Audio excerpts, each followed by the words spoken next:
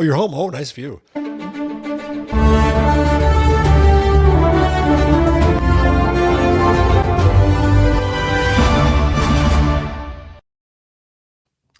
Morning, everybody, or afternoon.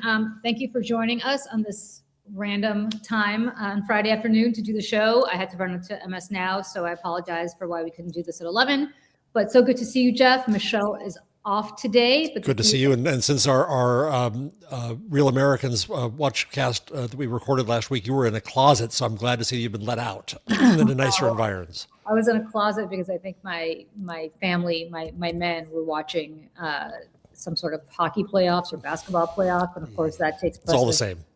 Precedence over anything that I would obviously do here. So, it doesn't matter what I do as long as they are watching their sports stuff. Yeah. It keeps them occupied, eh? It keeps them occupied and out of my hair. True. Yeah. Yes, I've been let out of the closet into my living room, which is nice. Okay. So, before we get to anything else, the thing that's been breaking over the last few hours is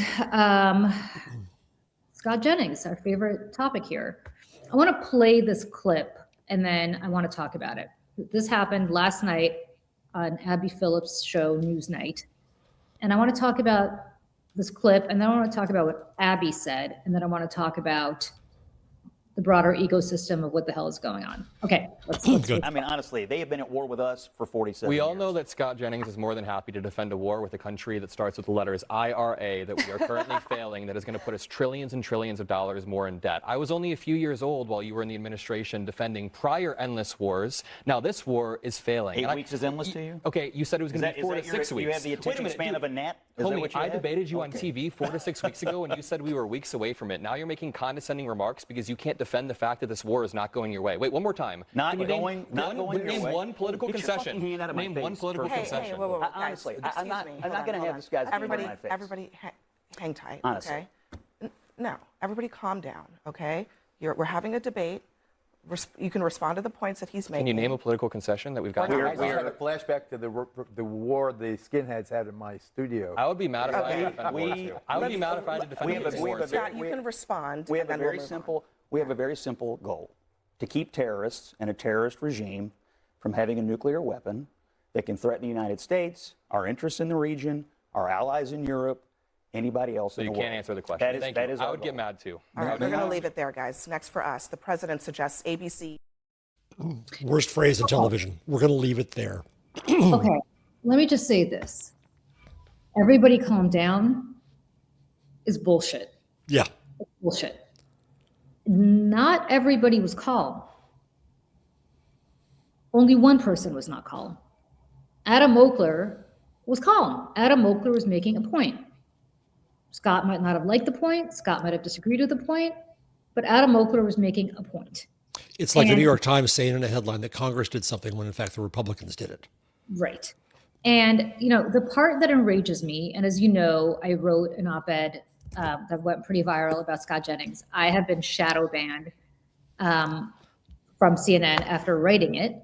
But what I basically said, and I'm just going to read one paragraph from this Substack column that I wrote. I said, on air, Jennings does not debate. He blathers. He talks over women with particular frequency, interrupts relentlessly, and treats panel discussions as contents of volume and obstinacy rather than as exchanges of ideas. He mugs to the camera, rolls his eyes, and this is the relevant part, while calling any fact he does not like a lie. It is performative obstruction, the cable news equivalent, flipping the board when you're losing the game. That is exactly what he did yesterday. He flipped the board because he was losing the game. Now, I have had Scott Jennings' job. I was the token or one of the few Democrats at Fox News. And unlike Scott, I wasn't filleted by management or the anchors on a daily basis. Or paid likely as much as he is paid now. I certainly was not paid what he was paid. The constant filleting of Scott Jennings by management and anchors is obscene. Mm-hmm. If I had said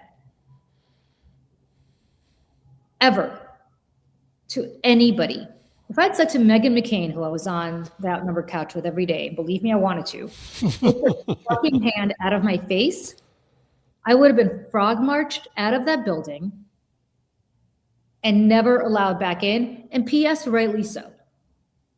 Rightly so. If I did not have an NDA, I would talk about how and why I was suspended from Outnumbered for saying something that one of the co-panelists disagreed with, and she complained purely on substance. This guy is not going to be suspended. I'm not sure if Adam Oakler would be shadow banned. He might be. Scott Jennings shadow banned me. He shadow banned George Conway. He shadow banned one or two women who I know who refuse to, who don't want their names mentioned. I haven't been back on since my last confrontation with him. You haven't been back on since your last confrontation with him? Nope. It is inexcusable. It is inexcusable what CNN allows Scott Jennings to do. Yep. And Geraldo, my former Fox News colleague, with whom I have many differences as well, is absolutely right where he says, this reminds me of the skinheads on my show when they broke his nose. And the truth of the matter is, CNN likes it because this thing just went viral. And now there's attention paid to Abby's show. And for once, people are watching CNN. But it is unconscionable, and a massive disservice to the network that I spent my life watching for serious journalism. This is the home of Christian Amanpour. And this is the platform. I think that we have to start speaking of CNN in the past tense. It's not yet, pardon me, officially owned by the Ellisons. It's not fully state media yet, but we know it's going to be. When I was last on, and I said, and I warned of that takeover and what it was going to mean for CNN. It was in the early days of that discussion. Scott did his usual mugging, but just as I said that it was going to be taken over, mugged at the camera, and smiled, as if to say, "I'm going to be in charge soon." And he's playing it as far as he can. He's pushing as far as he can because he knows damn well that whoever fires him now will be fired by Barry. So he's safe in this world. CNN already is on. The refrigerant is high. We can't rely on it anymore. CBS is going to the doldrums. We can talk about that. The ratings for the CBS Evening News are now down for multiple weeks below 4 million audience. It's meaningless. It doesn't mean a damn thing. Barry's ruining everything. 60 Minutes is an issue. We can talk about the Trump interview there. We can see what's happening under Barry Weiss and the Ellisons on CBS. It is all going to happen on 60 Minutes. And the likes of Scott Jennings are going to be in charge. And that's the ruin of it. And because no one had the guts before to tell him to shut the fuck up. Well, he should have been, his contract should not have been renewed. And I say this, listen, sure, Michael Singleton, David Urban, these are people with whom I profoundly disagree. Mm-hmm. They are able to have a discussion. Absolutely. Without getting personal. Scott's favorite insult, I remember he did this to Gretchen Carlson. I don't even know who you are. Like every time he said that to me, I don't even know who you are. Really, motherfucker? She's Gretchen Carlson. Who the fuck are you?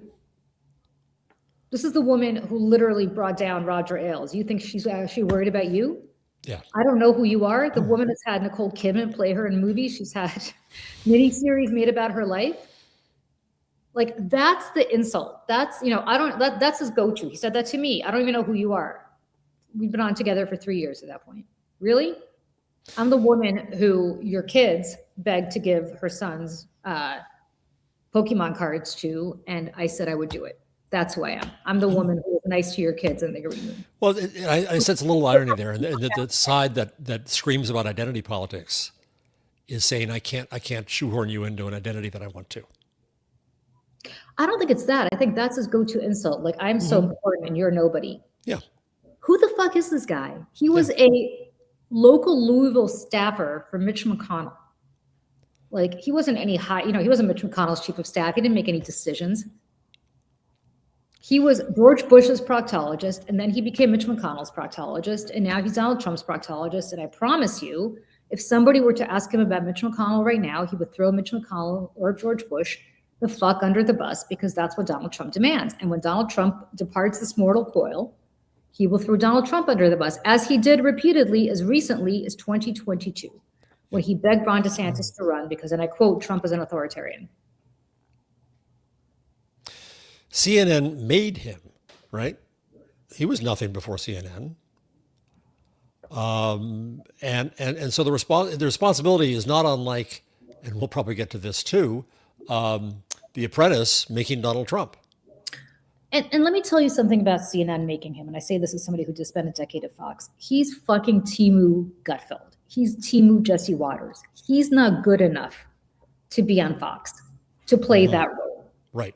Because on Fox, you don't just smirk. You actually have to know how to argue your case. It is complete bullshit, and it is completely faithless. But if he turned to somebody on the 5, if he turned to Jessica Tarlov on the 5 and said to her, I don't even know who the fuck you are, he'd be frog marched out of there because he's a dime a dozen. Yeah. He's a dime a dozen. He doesn't make arguments. He just argues. So that's why he's at CNN. Because you couldn't hack it at a conservative network playing that role. But CNN is so desperate to have somebody of that ilk that that's who they're empowering. Right. Right. It was like the Washington Post back in the day. What's his name with the white hair columnist who finally left? I'm forgetting. The excuse was, we have to have balance. We have to have Trumpists. You may not like the Trumpists, but we have to take who we can get. Right. And no, that made no sense. We had to have a Nazi. We had to have an anti-Semite. We had to have a racist. It's all the same. But it created an excuse that Scott Jennings could misbehave as much as he wanted to. You're talking about Jeffrey Lord, right? But he was on CNN. No. The Washington Post columnist. I'm forgetting his name. Yeah, I mean, look, he is a he's not talented. No. A talented person actually can make arguments. A talented person doesn't tell somebody to get their hand the fuck out of their face. And by the way, tough guy, you're worried about Adam Mokler kicking your ass? Is that what this is about? Get your hand out of my face, or what? You're going to take it outside to the green room? I'd love to see that fucking fight. So in the Daily Beast story that quoted your Substack on the topic, I don't know if you've seen it. Today? Jim Acosta is quoted saying that Jennings was a bit of a hothead when I worked at CNN. I recall his glaring at me following one segment when I fact-checked him in real time. But wow, what happened Thursday night was next level. Mockler really got his goat. Scott Jennings should be fired, said Keith Boykin and others. But it's all the people who've left CNN who have the guts to say that Jennings should go. Anyone who cared enough about CNN, especially recognizing what it's going to go through, now is the time to fight for its soul. Well, and if you don't take this opportunity, saying fuck is the least of it, what Scott Jennings has done over the years. But it does provide an opportunity. It provides an excuse to clutch some pearls and say, oh my God, you should get rid of him because he's hurting CNN. I mean, I think it's too late. Yeah. Because as you basically, as you pointed out, whoever fires him is going to be fired by Barry Weiss. Yeah. And because Barry Weiss allegedly wanted him to come over to CBS. And to what end, I don't know, because it's not like anybody's watching CBS. I don't know how much longer the Ellisons are going to appreciate this little Barry Weiss experiment. But I suspect that they can't fire Scott Jennings even if they wanted to, because somebody at the White House is protecting Scott Jennings, right? Because they don't want Trump going even more negative on CNN. And that's what's going to happen. Or my fevered dream, she replaces DeCopel with Jennings, because what does it matter? It's just a talking head anyway. Go full bore into the first evening news that's full right wing and Trump pleasing. Might as well. Yeah. I mean, maybe, but it's just, it's absurd because he is a clown. I mean, he's just a clown. And, what more can you say? And what more can you say about where we are today with our corporate media than what we just talked about right now, which is that they live in fear of the President of the United States, which is why they are going to keep him on. Yep. That's it. I mean, there you go. And the staff there live in fear of being fired, which I understand, and live in fear of the regime to come. And so they're not standing up for CNN. Has anyone left of their own accord in protest to what's happening there? I don't know of anybody who has. I mean, Acosta did somewhat because but he was forced out. He was forced out, but nevertheless, he had the opportunity to stay. He would have had to do a show at midnight and move to California. Yeah. But nevertheless, they did it. But what can you say? What can you say about this? So can we move to another corporate horror, which is Amazon? Sure. Thinking about reinvigorating The Apprentice with Don Jr. as host. Bad enough to spend millions and millions of dollars on the ridiculous Melania documentary, air quotes around the word documentary, and millions more marketing it to no end, no good end, no purpose. Now they're trying to look for new ways, as if it's never enough. You can never suck up enough. And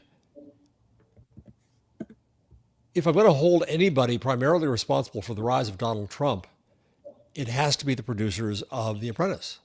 Of course. They made him into a star. They made him into they made the myth of Donald Trump, that he was a deal maker, that he could make decisions, all of that.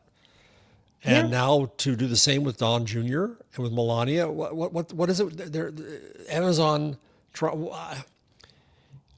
I really don't get it. And I don't know that it's Bezos exclusively, because Bezos is just the chairman. It has to be Jassy, the CEO, who's agreeing to this crap. It's disgusting. Yeah. I mean, it's the whole thing is absolutely gross. And this is the plot to make Junior president of the United States. Like, let's be very clear about what's happening. Yep. With the help of Yes. Jeff Bezos and Lauren Sanchez, who I think is MAGA coded to say the least. I think so. And has turned. And I think has had an influence. I think so too, because Mackenzie Scott, who was married to him before, is doing the Lord's work quietly without any fanfare and giving away her entire fortune to like the Boys and Girls Club and to the neediest LGBTQ communities. These assholes are hanging out with the Kardashians, who are also MAGA coded. And, And it was in the Mackenzie era that Bezos bought the Washington Post to save it, did the right things. And it's now in the Lauren Sanchez Bezos era that he's doing all this obnoxious stuff. Yeah. And look, the reality here is that he is going to try. There's going to be a battle royale between him and Vance. If I had to guess, people will go for Junior over Vance. Really? And the funny thing about Junior is I had a conversation with Donald Trump Jr. So I knew the kids. I didn't know Ivanka, but I knew the boys because they were always coming through Fox back in my Fox days. And I remember so clearly, I could tell you exactly when this was. It was 2007. And he and I were on a panel together for a Fox business show. And we were in Studio D. This is how well I remember this. I remember the studio we were in the Studio D green room, standing by the bathroom. And we were there with a former, I think he was a retired admiral or a retired general. I don't know who he was, but he was being very critical of Donald Trump Jr.'s father. He's being very critical of Trump, basically saying, like, what do you know? Your father's a gold-plated toilet, and you guys are a bunch of assholes, and being like actually pretty rude to Donald Trump Jr. And all your dad cares about is The Apprentice, and all he cares about is reality TV. And Donald Trump Jr., who could not have been more polite and more nice, and complete opposite reaction to his father, as was Eric back then, before they became just massive assholes, said to him, I want my dad to let him focus on the reality TV stuff. I have no interest in being a celebrity. I want to run the Trump organization. Let him focus on let him focus on being a celebrity. in a way that I thought was actually really appealing. And that's who he used to be 20 years ago. The transformation has been complete. I mean, he's not inherently a crazy narcissist like his father, if he had that in him to say, but he's become one. Like, you can make one, yeah. And it's crazy. It's crazy. And you know, they're going to have their big White House wedding. He and the new fiance. This is like fiance number 2, I think, since the divorce. And apparently they're waiting until the Iran war is over because they understand the optics of not doing this, you know, during the war. I promise you. They're not waiting for the ballroom, Julie? Well, I probably also waiting for the ballroom. That's a great question. They probably are waiting for the ballroom, except I bet you they'll do it in the Rose Garden. It'll take a while, yeah. And, you know, they are, what upsets me about this is that you have titans of industry now leaning into this idiocy. Like, it's insane. I mean, Jeff Bezos is leaning into this. And the question is, what happens in 3 years or 2 years when Trump is gone? Do they continue leaning into it? Or do they say, well, that was that, all this, you know, forget it, let's move on. I will say this, whoever the next president of the United States is, if they're a Democrat, they better make Amazon pay for this or have Amazon go overboard giving shows to whoever the next president of the United States is in order, or the first lady, in order to lift them up. Like, I don't want to hear any more about how we're going to go back to the days of the norms that no longer exist. Jamel Bowie had a great video this morning on TikTok going through step by step what has to be done with the courts. We need thoroughgoing reform of things. And the other thing, I'm curious your thoughts, given Maine, and you talked about Maine on MS Now. It's not just that you have to deal with the president. You're going to have to deal with a very angry liberal populace of your customers. Yeah. That the anger that we see in Maine that has powered the campaign there is true, I think, across the country. I think this search for the mythical centrist who will make us all get along is not proving to be a very good strategy. And so the populace, I think, is going to be something to deal with as well. The customer base is going to be mad. The customer base is going to be beyond mad, and it's an almost Herculean task for whoever the next Democratic leader and president's going to be, because no matter what they do, the base will never feel that they're going far enough. For instance, I want Democrats to take over the FCC and to punish CBS. I want Democrats to punish CNN. I want Democrats to punish, what the hell? Tell Rupert and Lachlan Murdoch that anything they need from the federal government will not happen until Greg Gutfeld is fired. He tells really dumb jokes also on his show. Throw that hostage on the tarmac, throw Waters on the tarmac. I mean, I want all of these people's lives to be made a living hell. And I don't give a shit if the Republicans are going to start screaming about the First Amendment, and I don't give a shit if the New York Post is going to start having, you know, cover after cover about how this is, you know, authoritarian and Putin-esque, and fuck it. That's one. I was never for expanding the Supreme Court because I understand that this is like a losing proposition where one side expands it, the other control, like that. I've changed my mind. After yesterday, I've changed my mind. And I've changed my mind for the following reason. Friends, I don't think you understand what just happened. This is not just about redistricting to get more congressional seats. What we have now created, thanks to this legislation, not legislation, thanks to this ruling, thanks to getting rid of the Voting Rights Act, is a race to create the most unbelievably partisan congressional districts of all, which means that there are going to be extraordinarily few swing districts in the state, in the country, which means, and I have done redistricting for decades, so I know, like, I know how to draw a good map, which means that now what you're going to have is the most extreme people on both sides of the aisle competing to win their primaries, which are going to be the whole enchilada in 99% of these districts. Yep. So if you think partisanship is bad now, just wait and see what's going to happen in the next 4 to 6 years. It's the dynamics of the Electoral College and the Senate Yep. as pro-slavery institutions now brought to every single, not just the House, but every district. I mean, your state assembly, your state senate, your state So- offices, all No. of these are going to be to those extremes. So what's going to happen is this is going to lead to civil war. I'm not even exaggerating, because you cannot have this kind of partisanship and have a united country. It cannot be. It cannot be. You're going to have states seceding from, parts of states. You're going to have, Southwest Virginia seceding from the rest of Virginia. Like, it's going to be crazy. So the reason I'm for expanding the court, which I understand is a stupid kind of everybody putting their guns to each other's head kind of situations. If we don't reverse this, and we cannot possibly reverse this with the Supreme Court we have, we will not have a democracy left. We're basically there. The argument, of course, is that we didn't have a democracy until we had the Voting Rights Act. Right. And now we have the second death of the Reconstruction. And we have the creation of a white power structure. Jamel Bowie's argument was that the Supreme Court's actual jurisdiction in the Constitution is limited. It's things like arguments between states, and that Congress could. It's a radical view. First, more circuits. Second, he says, instead of expanding the Supreme Court, shrink its power, reduce it back to its original precept.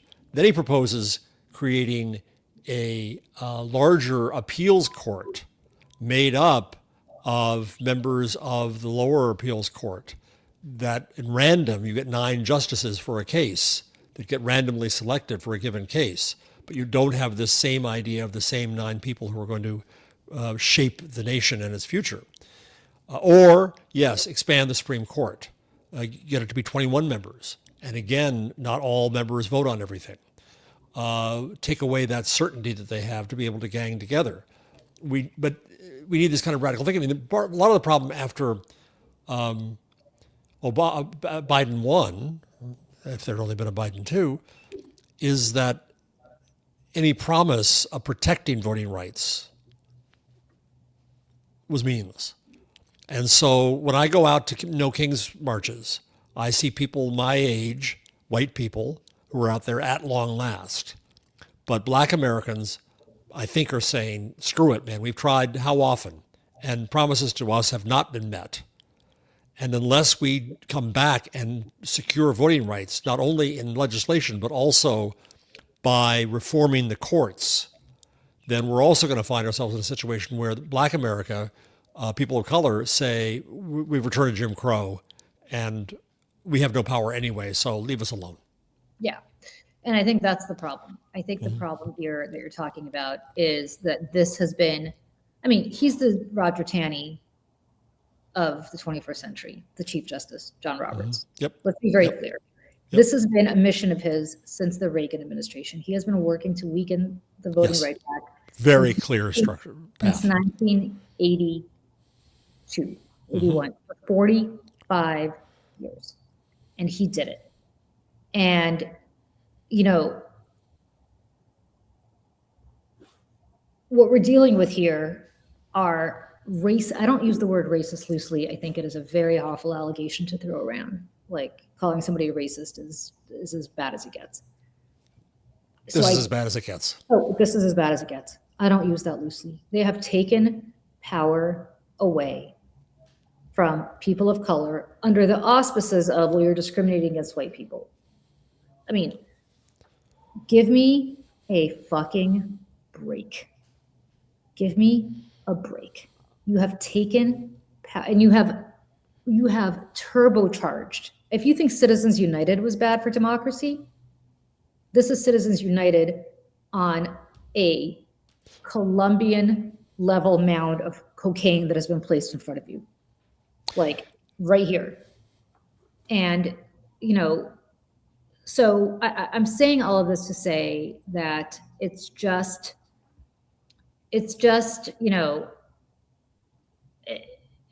all of this is insane. And by the way, to Jamel's point about how this is not going to be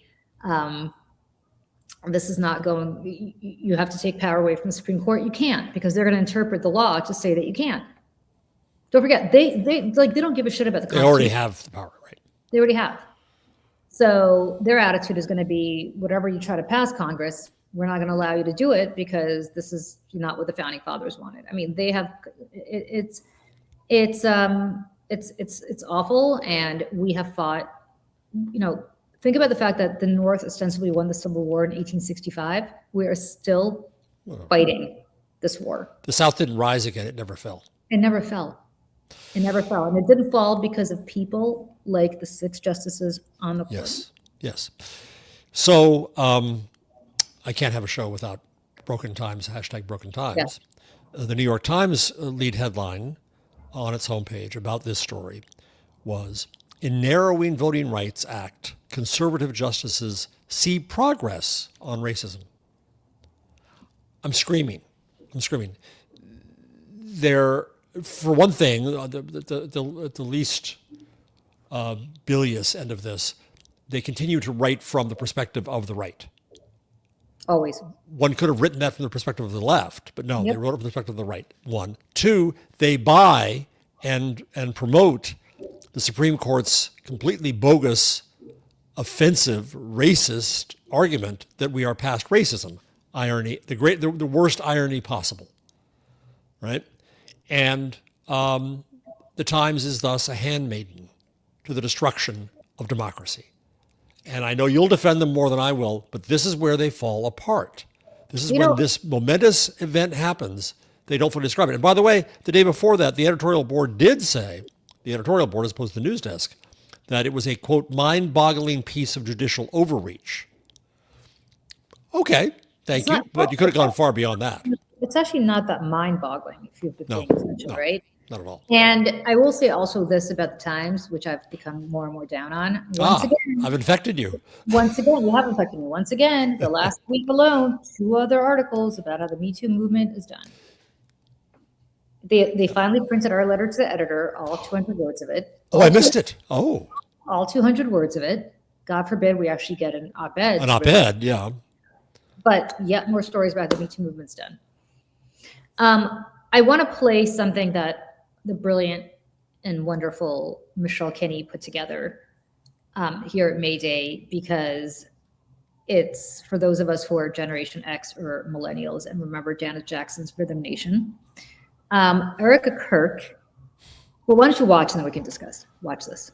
It seems to me that nothing will ever be enough for the evil in this world. Our country has become unrecognizable. These people have perverted the truth to the point that they motivated the murder of my husband. They've continuously tried to assassinate the president, and anyone who stands in their way is labeled hateful. Democrat women want to die alone without children. Racist. If I see a black pilot, I'm going to be like, boy, I hope he's qualified. Fascist. What is the age that we start to see public executions? Age 12. I want to watch that execution. That'll make my day better. And every other trigger word that is grossly dishonest. We want the best for our country. I hate my opponent. I don't want the best for them. They don't. 5, 4, 3, 2. I love our country with all my heart, and I believe in its promise. The vast majority of white people, black people in this country want to live together to improve the quality of our life and want justice for all human beings. I count my blessings every single day that I am an American. This country belongs to you, and it belongs to everyone. We live in the greatest nation on earth. The America that I've sung to you about for 50 years is real, regardless of its faults. It's a great country with a great people. I love America. You love it too. God bless you all. May God protect our troops.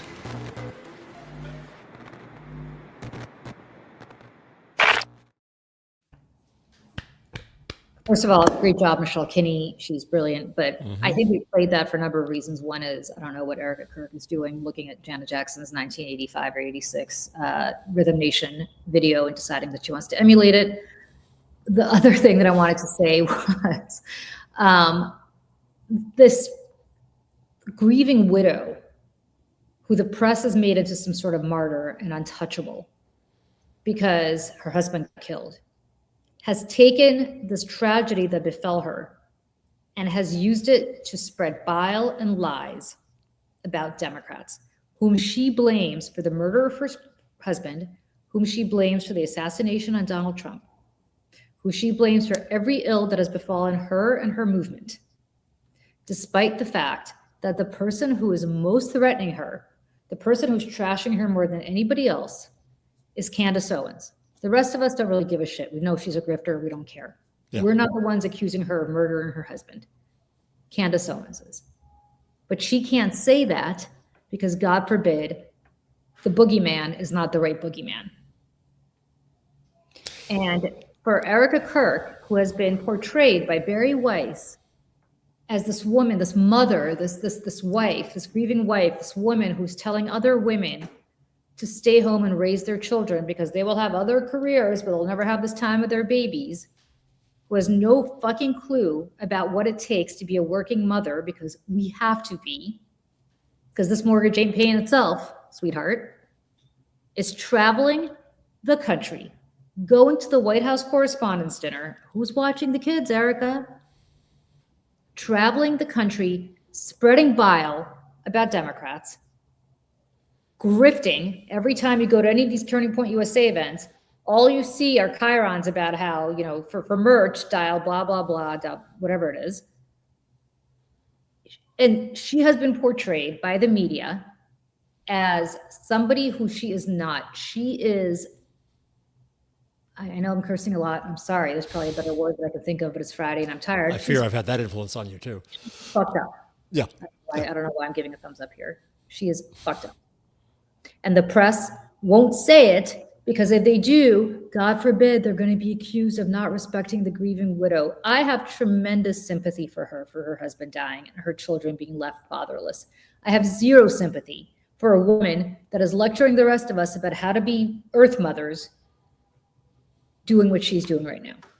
And the press allows her to do it over and over and over again. And God forbid you point it out, you have no sympathy. You have none. No sympathy. Media and much of the left, I think, have no ability to grapple with irony. Americans don't generally, versus, let's say, British, but especially on the left, I think. Just as the Supreme Court saying racism is over is itself the worst racist act you could imagine, there's the irony. I just read a book review this morning in the LA Review of Books about a book called The Cultural Marxism Conspiracy that goes back to the beginnings of LaRouche and Company, and how every notion we have of cancel culture and wokeness and all of that stuff comes out of the same view that we on the left have screwed up the country. When we on the left, as Michelle's video just shows, are the ones who say, we're defending the country. We think the country is great. We like the country. We want to preserve and protect the country. We're put in the position of being the conservatives trying to protect the institutions that are being attacked from the supposedly conservative right.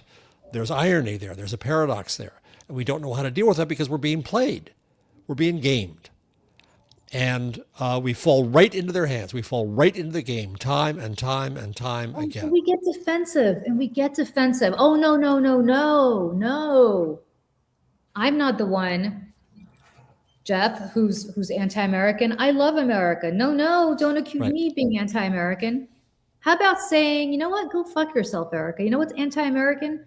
The bullshit that you're spewing. The division, the grift, the pyrotechnics, the fake crocodile's tears, the chyrons with the merch sales. This woman does not roll out of bed without merch.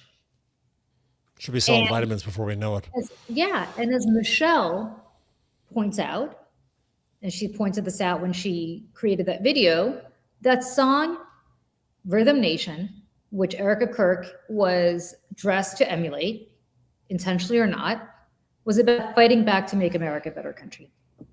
And Democrats have no ability, and this is why I'm so pissed off at Chuck Schumer, as you saw on MSNBC today, Jeff, but also as I wrote in my Substack today and have consistently said, no ability to fight back. It's the constant defensiveness. Like, I love America. Like, when do you see Donald Trump standing up at a rally and saying, as Kamala Harris or Hillary Clinton or anybody did, I love America?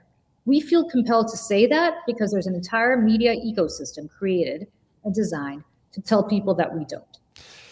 And every time they do something wrong, we get accused of it, right? On the Trump side, he always projects. They never understand this. He's constantly projecting. Any sin or crime he accuses someone else of is his sin or crime. But we also saw after the White House Correspondents' Dinner last week and what happened there, David Folkenflik was on classic NPR, was on MS Now, saying, well, we have bad rhetoric on both sides. Dana Bash on CNN went after Jamie Raskin. Oh, but don't you have responsibility for your rhetoric too? Bullshit. And they can't understand asymmetry. I have to say this. I am actually good friends with David Folkenflik in real life. Not even. I like David too. Not even because of this, or But it was a very NPR thing to say. But that's David is a down the middle reporter. Exactly. Dana knows better. And I don't know what came over her, because Dana's one of the reporters there who I have a lot of time for. I think Dana's typically very good. I agree, but I think this is probably from on high. Here's what I would say to the Danas of the world and to everybody else. I think they can't envision a life where they're not being paid millions of dollars on cable news. Like they have worked, they've all worked in linear television their entire careers. They cannot envision a time when that's not going to be the case. Jim Acosta is showing you the way. You can create your own network of people. As we're trying to do Mayday, I wish I had money to pay Dana Bash to come over here, right? I wish I had, but they don't need us. They can create their own thing and do what's right. And stop compromising yourself. You don't. But it's not just the money. It's not just the money. It's also that they think that they have a protective veil around them that they call journalism. And so Abby Phillips says, everybody calm down here, when only one person was going berserk. Because that's the way you say it. It's my job to tell everybody to calm down. It's Dana Bash's job to tell everybody to calm down. And so they hide behind that. And they're doing it right now in the false belief that they're going to get away with it. Back to Barry Weiss. She got rid of the London bureau chief because the London bureau chief was critical of Israeli war policy. And she put in somebody from the Murdoch empire who is not. This is what's coming for you, folks. Your veil is torn asunder. It's not going to be there. I said to somebody who was looking for a gig at CBS. Okay, but they're just looking for a TV gig, and they asked me advice about CBS, and I said, it's very simple. Write a column defending Benjamin Netanyahu and make it go viral. I'm not even kidding. I know. I'm not even kidding. Friends, I don't care if it's a column defending Benjamin Netanyahu or trashing Benjamin Netanyahu. It's not so much about the policy. It's about the fact that there's a litmus test for what the supposed impartial network is looking for in their people. And I think her obsession with Anderson Cooper is that Anderson Cooper has been very friendly to Israel. He's been if you watch a CNN show, he's been very good about the hostages. He's been, for which I am actually grateful to him. But that's where her obsession with Anderson Cooper comes. It's not because he's Anderson Cooper. It's because of his views on Israel. Scott Jennings too. Scott Jennings, defends Israel every chance he has because he saw the writing on the wall. And that's why she loves Scott Jennings.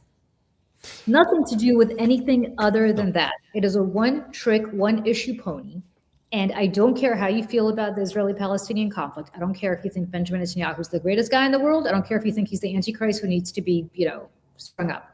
It doesn't matter. What matters is you have a one-trick pony who's making decisions on hiring and promotion based on her personal viewpoint that has nothing whatsoever to do with journalism. It has to do with opinion. Let's also go back to the irony of the treatment of anti-Semitism today, right? You have, if people on the left criticize Netanyahu and his war policy in Gaza and now in Lebanon, they are accused of anti-Semitism. Then if you look at Tucker Carlson's video, which got much play, of him decrying Donald Trump suddenly with it was his brother, right? I think he was talking with. His brother went on at length, basically saying the Adelsons can control Donald Trump and it's Israel controlling everything. It was a pure anti-Semitic conspiracy theory coming back. So they accused the left of being anti-Semitic when that's their core. They're not Israel's friend.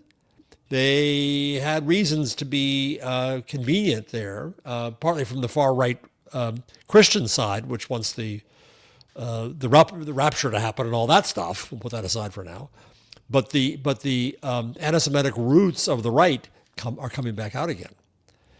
And by the way, one more factor here is that it came out this week that the Ellisons' takeover of Paramount and of Warner Brothers and company and Discovery has put them in the hawk to 49% to foreign interests.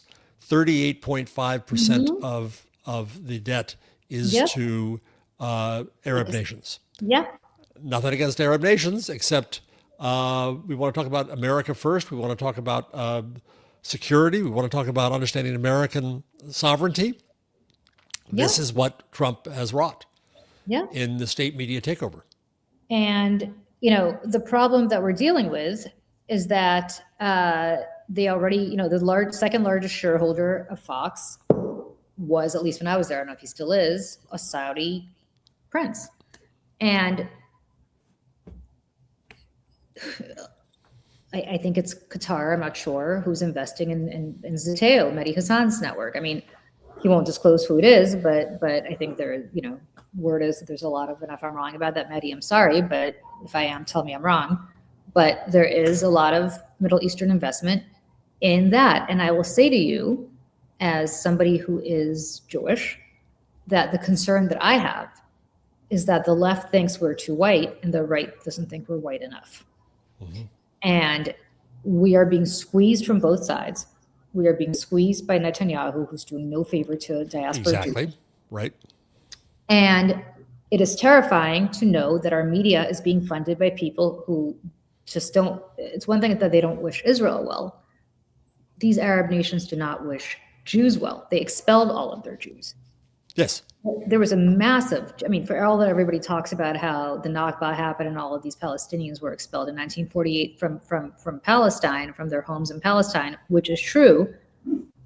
Millions more were expelled from Egypt and from Iran and from Iraq and from places that they have lived in since the Babylonian exile. We're talking about thousands of years. Some of the oldest communities. Alexandria, I went to a synagogue in Alexandria. This is very off topic, but it's relevant.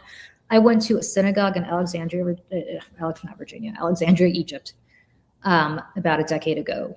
And Alexandria was once the most educated,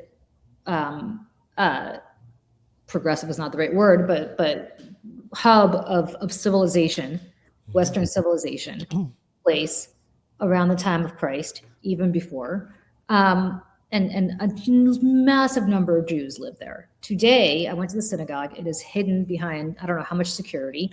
You walk in, we saw the rabbi there. He's probably dead now, but he was pretty old even then. And he said he was the youngest person there and that they did not have enough Jews there for a minyan. A minyan is you need 10 men to have any kind of ceremony, so that on Passover, a ship would come in and these Jewish men would get off, they would do a minyan, and then they would get back on the ship. I say that to say that Alexandria, Virginia, I keep saying Virginia, Alexandria, Egypt. It's definitely not Alexandria, Virginia. There are many Jews there. Alexandria, Egypt had more Jews living there than I believe anywhere other, maybe even equivalent to Judea at the time of Jesus Christ. All gone. Iraq, Iran, huge communities, all gone. So these are the people who are funding Paramount. These are the people who are funding Fox. At the behest of Trump. This morning on Morning Joe, some praise here, Stephen Ratner did a superb job, of explaining the crypto grift that's going on. Yep. And people bought these Trump coins, which had no value whatsoever. You didn't get anything for it. You didn't get as he said, it's a pet rock without the rock. You got nothing for it. and the value immediately went down. It was a way to pay off Trump to the tune of billions of dollars. And we don't know exactly where all the money came from, but a lot of it came from the Middle East. So there's an influence game that's going on there that's going to have huge impact. Yeah. Somewhat related to all this, the other thing that happened this week was staff at Politico got a bit up in arms because Matthias Döpfner, the CEO of Axel Springer, the owner of Politico, wrote op-eds in Politico under his name, very pro-Israel. The dynamics of Germany about Israel are obvious, and German media companies there tend to fall over themselves to be friendly with Israel. And if you work for Axel Springer, you must sign a pledge to support the existence of the state of Israel. All of which is fine. That's their stand. That's what it is. But it was interesting dynamics that the staff at Politico said this is putting us in a position of conflict. And so Döpfner and company had a meeting with top executives there. I don't think it's been settled yet of what they do. I heard the podcast between Alan Rusberger and Lionel Barber, the former editors of The Guardian and the FT.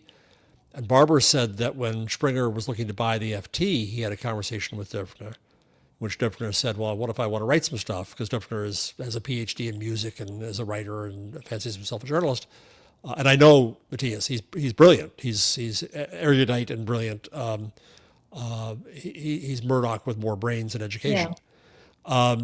And Lionel Barber said, well, what happens if I tell you, no, that isn't appropriate in the paper, and I tell you twice, and I end up without my job? You see the position I'm in here? This is a difficult role to be in. And we have different attitudes about editorial boards and editorials here and in Europe and so on. But you don't see A.G.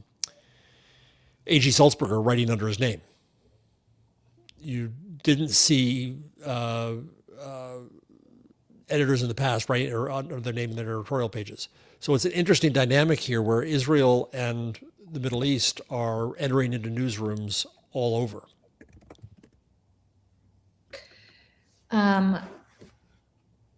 It is, and I say this as somebody who strongly believes in Israel's right to exist. I strongly believe in the right of Jews to have self-determination in their ancestral homeland. So I know that's a controversial viewpoint, but that's where I come from. Mm-hmm.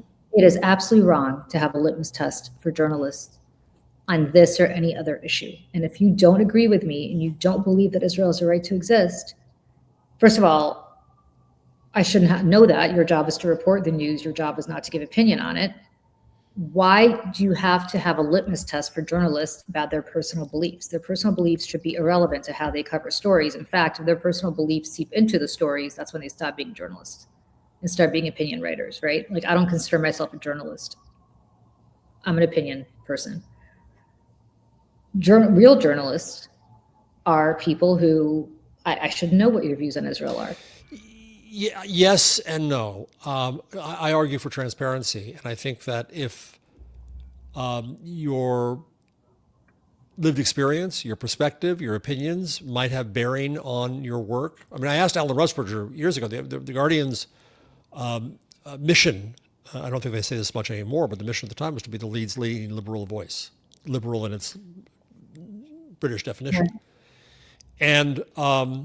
And I said, what's your argument back when journalists complain at you, especially Americans? And he said, intellectual honesty, that you report that which does not comport with your worldview and does not support your opinion, but you have the intellectual honesty to say so.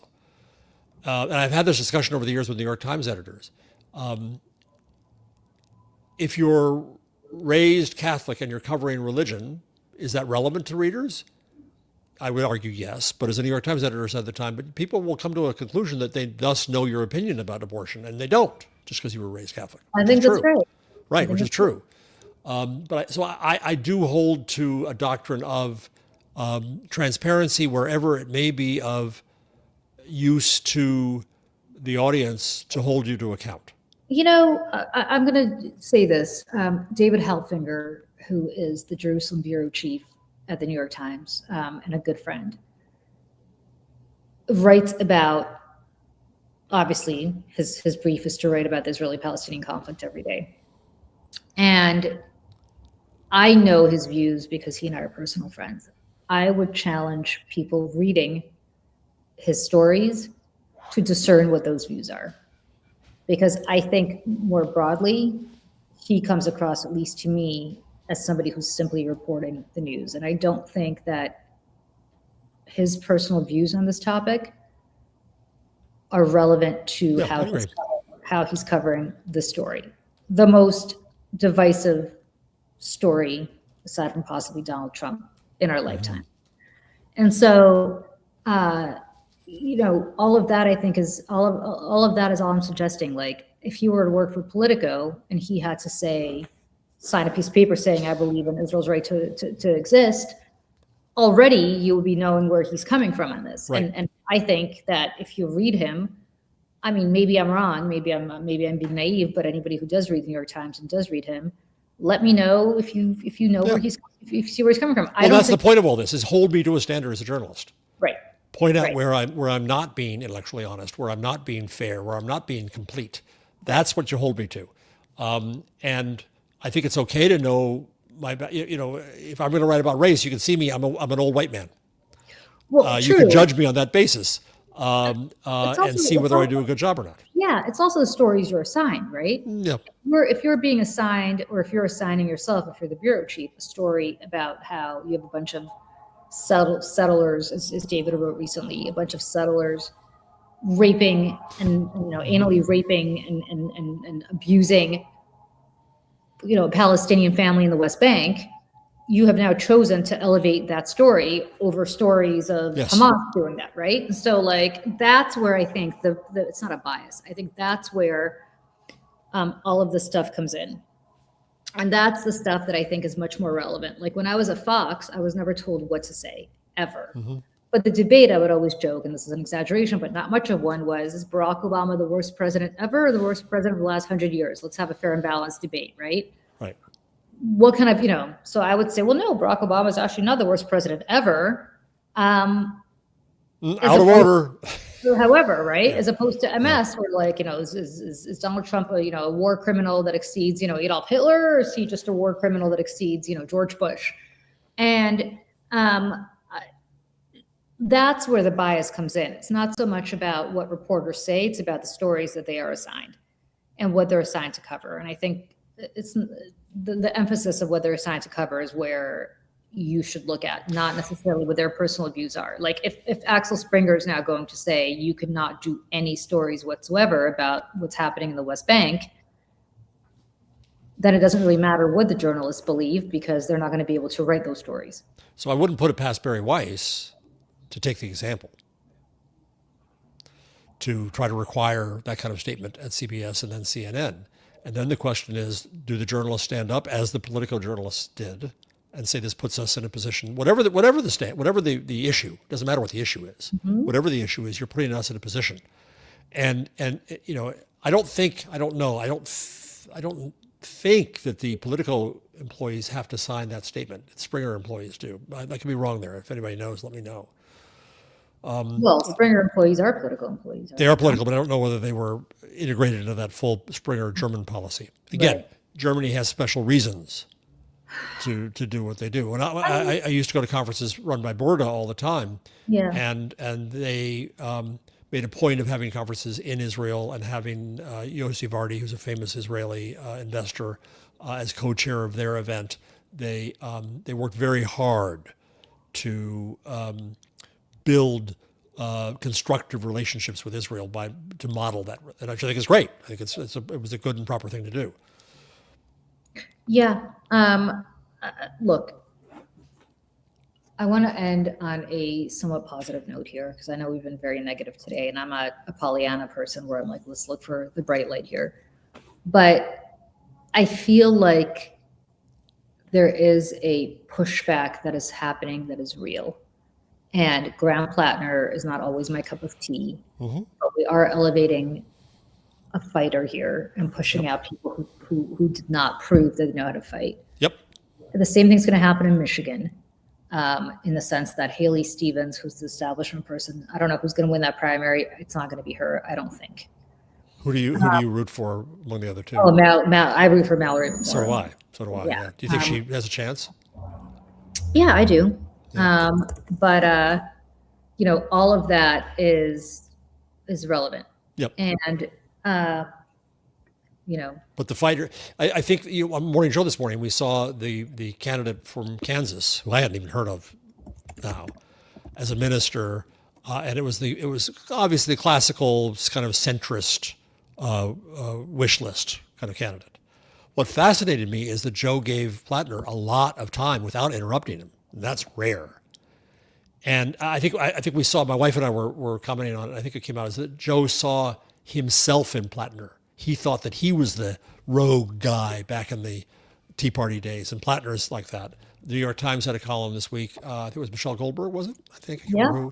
That the left now has its Tea Party. I'm not crazy about that analogy for a whole bunch of reasons, but I get it. This aim for the mythical centrist versus the angry fighter who's going to get back, I think is what we're really seeing happening, and I'm hoping that we're seeing a push to the fight. I think the difference is the Tea Party was funded by the Kochs and was funded by, these people had no idea how they were played. They were funded by. Yep. It was not emergent. Yeah. Whereas this is born out of a fight. Of a movement, of an emergent movement. Plattner's donations are, $29 average, the classic stuff. It's people who go out to his events, who care about him. He's not fully my cup of tea either, but he did very well on Morning Joe. He can be very impressive, and we need those voices. I think I saw some headline that he says that Fetterman is his bête noire because people are afraid he's going to be a Fetterman, and that would be the worst thing to be, and he's not. I'm happy to see a movement of anger, because that's how we're going to do radical things. That's how we're going to redo the courts. But then again, given the Supreme Court decision today, it may all be, by the time it's 2028, never mind, because the Republicans are going to win everything through gerrymandering. So there, I foiled your effort to end on a high note. Well, yeah, but I will say we have a movement afoot, I think, despite the gerrymandering, despite the Supreme Court. Yes. We are going to win the House and potentially the Senate. And we are going to, and then you've got a progressive pope, right? Like we've got people around the world who are starting to fight back on this shit. Orban is likely to move to the U.S. Indeed, Zeit had rumors that he's going to move here because he's not welcome in Hungary anymore. Well, he should move to Moscow, because I'm not sure how much longer he's going to live here if Trump is no longer president. Well, there's that, but he'll have a nice life for a while in Florida. Yeah. All right, I got one more question for you before we go. According to Oliver Darcy, there are quiet meetings going on right now from the White House Correspondents Association of whether to redo the fucking dinner. Obviously, I know that you and I have hated the dinner anyway and think it shouldn't exist anyway. And last Friday we went on and on about that before the events of Saturday. How do you see this playing out? I doubt it. It's a big thing to put together. This is the circle jerk. Sorry for the phrase, but that's exactly what it is. Oh yeah. It's interesting, and I just want to put this out there before anybody accuses me of anything. Clearly, I do not condone what happened on Saturday. No, of course not. But the most interesting thing that I read in the shooter's manifesto was, I don't want to kill anybody, but if I do, these people deserved it for being there anyway. And I don't, again, I want to stress, don't condone it. But there is a belief among people, not wackadoodles who actually get violent, but among all of us who oppose this circle jerk, as I keep calling it, that you cannot possibly pretend that you are standing up for the First Amendment, and you cannot possibly pretend that you are speaking truth to power with that fear or favor and all the other things that journalists love to say, do their jobs with that fear or favor. If you are dressing up in your black tie finest and showing up to a lobster, steak, champagne dinner to air kiss other jerks like you, and have people like Pete Hegseth sit at your table and have people like Donald Trump. I mean, I don't know who the hell else was there, but Robert F. Kennedy Jr. sit at your table. Like, you don't socialize with these people because you can't objectively. Do you know how many reporters I have? Do you know how many stories I've killed? And I probably, this is the trick of the trade. How many stories I've killed in my life that are bad for my clients because I happen to have had a social relationship with the journalists who are breaking those stories. Now, take that to the nth degree, and that is what's going on there. Yeah. Yep. Exactly. So. And the fact that they don't recognize that they are partying with fascists says everything about the journalism that they then do. This is not Mitt Romney. No. And this is not even George Bush, who, by the way, has somehow been rehabilitated in ways that I think is absurd, because guess who made John Roberts Supreme Court Justice? By the way, was it George Bush who said when arriving in Egypt, "I want to go see the library I've heard about in Alexandria"? He did not. Did he really? Wait a second. There is a library in Alexandria. Well, there is, but it's not the library he'd heard about. No, it's actually very modern and quite unattractive. I can't remember. Let's see, does it say? I don't know, but it was one of those guys did that. Well, and the final note: TMZ is now in Washington, treating Washington as the gossip capital that it in fact is. Yeah, I think it's fine. All for it. All for it. They don't have access. They can't get into anything officially. Good. All the better. You know what? I think we're going to look at a very different Washington 9 months from now than we're looking at here. And I don't even mean majorities. I mean that I think there's going to be a sweeping away of a lot of this shit. And it's going to get worse before it gets better. But the one thing I would caution my Democratic friends on the Hill is to understand that you need a maximalist approach. You cannot possibly go too far. You cannot possibly go too far. Because they have gone, you can't see my frame, they've gone here and we've gone here. And so compromise would be here. Whereas if they go here, we go here, then we're talking. Yep, exactly. Fighters. Then we're talking. All right. It is so good to see you, everybody. As ever. So great to see everybody. Michelle will be back next week. Michelle will be back next week. She is great. She just needed a few hours to do something else. And Michelle and I and Dana and Lawrence will be back. And you're more than welcome to join us too if you want, Jeff, tomorrow morning for Saturdays for Sanity at 10 a.m. I am interviewing Gary Kasparov on Monday at 11 a.m., both on Mayday and on Substack. So please join us for that. Off camera, what language do you speak with Gary? So it's interesting that you say that. Gary and I have seen each other in real life a few times. I spoke to him in Russian once or twice, and then we switched to English. I don't know why. I'm very happy to speak Russian to him, but I love, since I'm the idiot, ugly American who speaks 1.1 languages, a little bit of very bad German. I'm fascinated with people like you who are multilingual and how they navigate that. I'm jealous. You know what's interesting? I don't. There are people who translate in their head from one to the other. For me, and I think it's because I was born speaking Russian and then obviously moved here as a child and think in English. So I just I could have half a sentence with you in English and half a sentence with you in Russian, and it's not. It doesn't make your head explode. It's not a parlor trick. I think it's just the way I was raised. So it doesn't matter. I have a lot of admiration for anybody who speaks German because that is a tough language. So when will your Gary interviews be on? My Gary interview is going to be on at 11 on Monday, and we're not going to be talking chess because I never learned, despite my poor father trying very hard. You might as well talk hockey. We're not going to talk hockey. Was he a hockey fan? I don't know, but it's I don't same know. difference. No, we're going to be talking our favorite topic, Vladimir Putin. So that's happening, and then we're right back to the normal schedule next week, and we'll see everybody at 11 a.m. Eastern, our regular time next week. And our next episode of The Americans comes out next week. We're a little bit delayed with it. Yes, we're sorry we're delayed for people who are waiting for Americans episode. Michelle got a little delayed over the last couple of days, so that's not coming out, but it'll be out next week. And we are going to record another one also next week. So it's all good. All right, everybody, great to see you all. And have a weekend. Have a great weekend. Bye.